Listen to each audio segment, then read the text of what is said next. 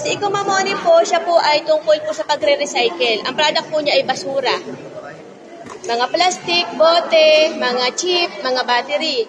So ngayon po, siya po ay isinabayan po ng online platform. Ano po? Pero hindi po tayo magbebenta ng basura, hindi po tayo mangungulekta ng mga basura. Tayo lang po ay susuporta sa gawain ng pagbabasura.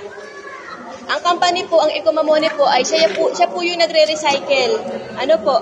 Nagre-recycle po siya ng mga basura na kung saan, kung tayo po ay magsasubscribe sa kanilang ginagawa, meron po tayo magiging income na 10 pesos per day.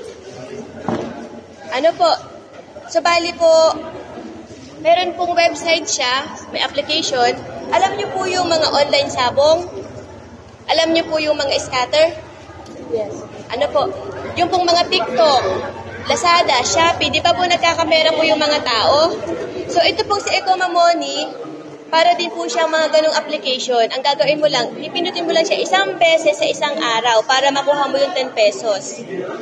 Hindi mo po kailangang bumabad sa cellphone. Isang beses lang po sa isang araw. Meron ka na po doon 10 pesos per day. Apo, yun po ay sa loob po ng isang taon kasi ang subscription po natin ay 1 year. Ano po ang ano niya? Eco Mamoni po, ano po. So, ganito po, yun po ay may subscription para pong kooperatiba. Bago ka po magkaroon ng dividendo, bago ka po magkaroon ng balik tangkilik, kailangan po ng saping puhunan. Ano po? So, ngayon po, doon po sa saping puhunan, ay, kumpara po sa kooperatiba, malaki. Dito po sa Eco Mamoni, napakaliit lang po.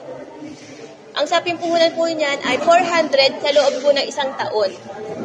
So, ibig sabihin, mayroon kang 10 pesos times 365, ay di magkakaroon ka ng 3,650 sa loob ng isang taon. Yun po ay kung sa recycling lang po na araw-araw. Kung gusto po madagdagan, may mga, nung nakaraan po ang event po namin, pag po nagwawalis, naglilinis tayo ng ating bakuran, konting documentation, tapos po ay binabayaran po kami ng 20 pesos.